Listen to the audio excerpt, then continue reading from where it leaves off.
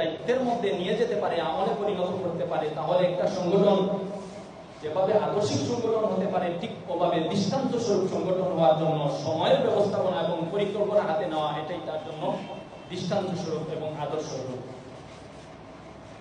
পরিকল্পনা গ্রহণ এবং সময়ের ব্যবস্থাপনা সংগঠন পরিচালনার প্রাণ স্বরূপ।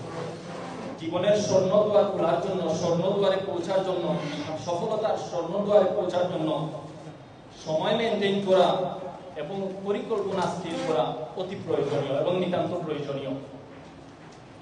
এই ক্ষেত্রে আমরা সংগঠনের বিভিন্ন দায়িত্ব, বিভিন্ন কারিকুলাম, বিভিন্ন সংবিধানকে ফলো করতে পারি। কারণ সংগঠন সফলতায় পৌঁছানোর জন্য ভবিষ্যৎ কর্মপন্থা, অতীত অভিজ্ঞতা থেকে ভবিষ্যৎ কর্মপন্থা নির্ধারণ করার নামই হচ্ছে পরিকল্পনা। পরিকল্পনা কাকে বলে আমরা এক কথা বুঝতে পারি, এরকম লিখতে পারেন যে পরিকল্পনা হচ্ছে অতীত অভিজ্ঞতা থেকে বর্তমান এবং ভবিষ্যতের বাস্তবতাকে সামনে রেখে লক্ষ্যে পৌঁছানোর কর্মপদ্ধতি নির্ধারণ করার নামই হচ্ছে পরিকল্পনা। অতীত অভিজ্ঞতার আলোকে বর্তমান এবং ভবিষ্যতের বাস্তবতাকে সামনে রেখে নিজের জীবনের কর্মপদ্ধতি নির্ধারণ করার নামই হচ্ছে পরিকল্পনা। জীবনে খুবই জরুরি বিষয় হচ্ছে পরিকল্পনা সাজানো এবং সময়ের ব্যাপকতা, সময়ের ব্যবস্থাপনা সাজানো। অন্যথায় যদি আমাদের মধ্যে, আমাদের জীবনের মধ্যে পরিকল্পনা না থাকে, যদি আমরা পরিকল্পনা করতে ব্যর্থ হই, তাহলে একথা ধরে নিতে হবে আমরা ব্যর্থ হওয়ারই পরিকল্পনা করলাম। যদি আমরা পরিকল্পনা করতে ব্যর্থ হই বা জীবনের লক্ষ্য সাজাতে ব্যর্থ হই, তাহলে ধরা যায় বিজ্ঞজনদের মতে আমরা জীবনের ব্যর্থতার মধ্যেই পড়ে গেলাম। অতএব জীবন সাজাতে হলে, সংগঠন সাজাতে হলে, ব্যক্তি জীবন সুন্দর করতে হলে, সামাজিক জীবন সুন্দর করতে হলে, সাংগঠনিক জীবন সুন্দর করতে হলে, রাষ্ট্রীয় পর্যায়ে কোনো কাজ করতে হলে, সমাজের রন্ধ্রে রন্ধ্রে পৌঁছে যেতে হলে, সংগঠন নিয়ে পৌঁছে যেতে হলে সর্বপ্রথম এবং নিতান্ত প্রয়োজন যে জিনিসটা, সেটা হচ্ছে সময়ের ব্যবস্থাপনা এবং কারিকুলাম সাজানো, আমাদের পরিকল্পনা তৈরি করা, ডিটেক্ট করা, নির্ধারণ করা।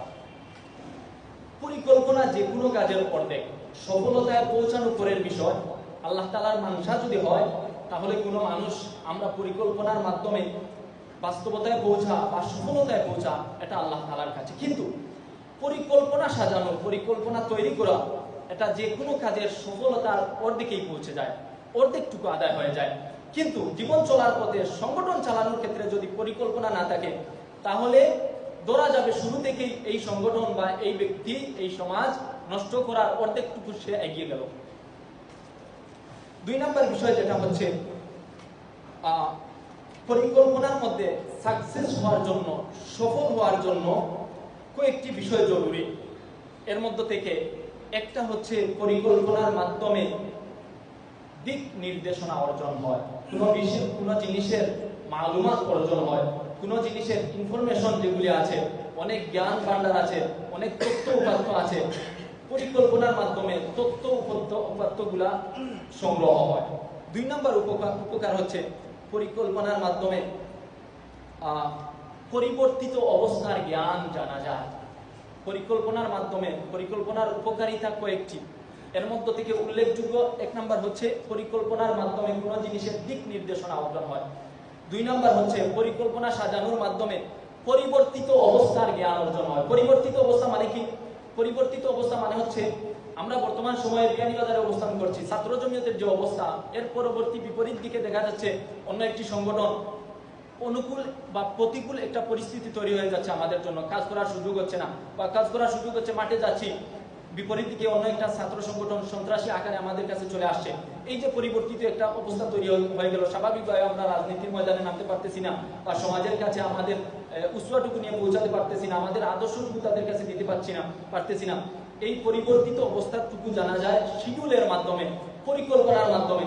যদি পরিকল্পনা নাই বা থাকে, তাহলে সংগঠন করার ফায়দা কতটুকু বা সংগঠনের মাধ্যমে করা যাবে বা কি, এটুকু আমাদের জানা হবে না। তখন বোঝা যাবে যে কোনো একটা ছাত্র সংগঠন বা কোনো প্রশিক্ষণের কোনো একটা সংগঠন যদি যেই কাজ করে, ওটাই তাদের শিডিউল, ওটাই আমাদেরও করার নিয়ম।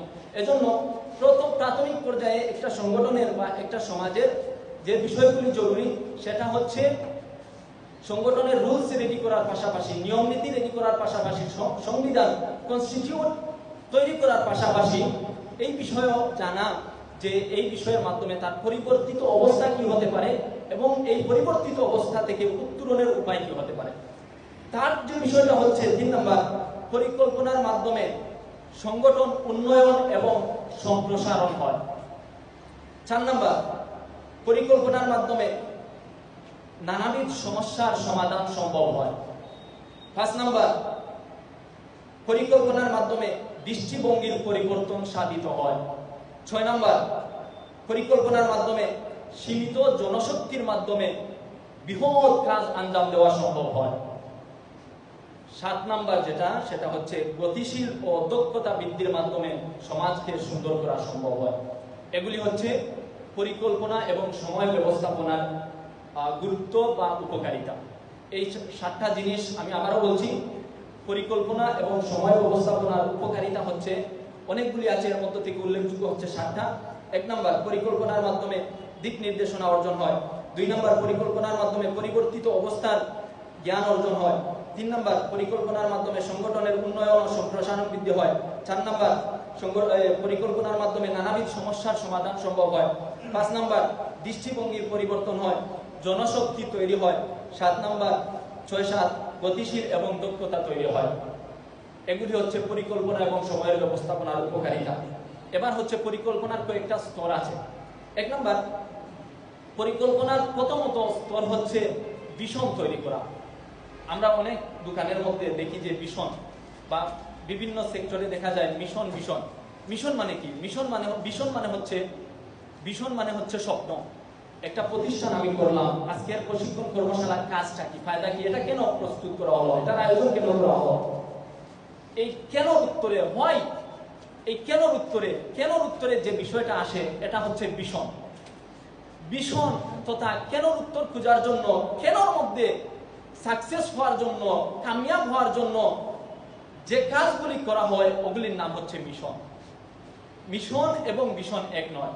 প্রথমত লক্ষ্য, এরপরে উপলক্ষের মাধ্যমে লক্ষ্যে পৌঁছা যায়।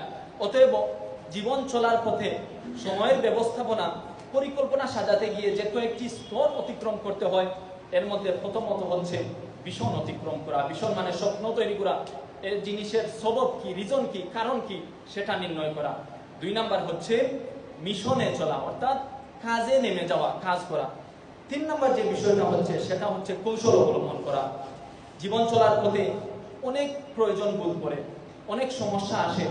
এই সমস্যা, কোন সমস্যার কোন সমাধান, কোন সমস্যার উত্তরণের উপায় কি, এই উপায়ের জন্য যে হিকমত অবলম্বন করা হয়, কৌশল অবলম্বন করা হয়, এটাই হচ্ছে জীবন চলার সময়ের ব্যবস্থাপনা এবং পরিকল্পনার 3 নম্বর স্তর। 3 নম্বর স্তর হচ্ছে কৌশল অবলম্বন করা। 4 নম্বর স্তর হচ্ছে পলিসি এবং রুলস অবলম্বন করা। নিয়ম নীতি অবলম্বন করার মাধ্যমেই কোনো জিনিস এবং জীবন তথা সংগঠন পরিচালনার ক্ষেত্রে সংগঠনের মধ্যে সফল হওয়ার জন্য এই 4 নম্বর স্তরটা অতিক্রম করতে হয়। এখানে একটা বিষয় যেটি হচ্ছে প্রিন্সিপাল বা রুলস, নিয়ম নীতির মধ্যে রুলস বা প্রিন্সিপাল, পলিসি, এর মধ্যে কিছুটা তফাৎ আছে। রুলস আমরা যেটা মনে করি, অনেকে মনে করি রুলস বা পলিসি বা প্রিন্সিপাল, নিয়ম নীতি আবার বিধি, এই 3টা শব্দের মধ্যে কিছুটা পার্থক্য এরকম পাওয়া যায় অভিধানের মধ্যে। বিধি মানে হচ্ছে বিশেষ সময়ের কিছু উপাদান, কিছু নিয়ম নীতি। যেমন আমরা মনে করি নামাজের সময়ে বা কোনো মানুষ স্বাভাবিক নামাজ পড়ার কিছু নিয়ম আছে, স্বাভাবিক জীবন পরিচালনার কিছু নিয়ম আছে। ঠিক স্বাভাবিক নিয়মের পরিবর্তিত কিছু নিয়ম আছে। যেমন একজন মানুষ স্বাভাবিক অবস্থায় চলাফেরা করলে নামাজ কিভাবে পড়বে, স্বাভাবিক অবস্থায় জীবন পরিবহন করলে তার কিছু নিয়ম থাকে, অস্বাভাবিক হয়ে গেলে, অসুস্থ হয়ে গেলে, মাযুর হয়ে গেলে তার আরো কিছু নিয়ম থাকে। মানে বিশেষ মুহূর্তের বিশেষ কিছু নিয়ম মানেই হচ্ছে রুলস, বিধিবিধান। এই বিধিবিধান এবং প্রিন্সিপাল বা পলিসি, নিয়ম নীতি, বিধিবিধান, এই সবগুলি অতিক্রম করার মাধ্যমেই সময়ের ব্যবস্থাপনা এবং পরিকল্পনার মাধ্যমে জীবনের মধ্যে অথবা সমাজের মধ্যে অথবা সংগঠনের মধ্যে সফলতা অর্জন করা যায়। পৃথিবীর যা কিছুই চলছে সব কিছু সময়ের ব্যবস্থাপনা এবং সুন্দর পরিকল্পনার মাধ্যমে চলছে। এমনকি পৃথিবী সৃষ্টি হওয়া থেকে নিয়ে, মানুষ সৃষ্টি হওয়া থেকে নিয়ে সব কিছু সুনিপুণ পরিকল্পনার মধ্যে পরিচালনা হচ্ছে। যেমন আমরা লক্ষ্য করি আল্লাহ পাক রব্বুল আলামিন দুনিয়া সৃষ্টি করেছেন, আসমান জমিন 6 দিনে সৃষ্টি করেছেন। এই 6 দিনে সৃষ্টি করার মধ্যে আল্লাহ পাক রব্বুল আলামিনের একটি সুনিপুণ পরিকল্পনা নিহিত আছে। রব্বুল আলামিন আমাদেরকে সৃষ্টি করেছেন, আমাদেরকে সৃষ্টি করার মধ্য দিয়ে আশরাফুল মাখলুকাত বানিয়েছেন এবং আমাদেরকে সুন্দর একটা অবয়ব আল্লাহ তাআলা দান করেছেন। এই অবয়বের মধ্যে কিরকম পরিকল্পনা, যদি এই চক্ষুটা আমাদের কপালের মধ্যে হতো, এই চুলটা আমাদের মাথায় না হয়ে শরীরের কোনো অংশে হতো, এই যে পরিকল্পনা সাজানোটা মহান আল্লাহ তাআলা সুন্দর পরিকল্পনার মাধ্যমে প্রত্যেকটি জিনিস সৃষ্টি করেছেন।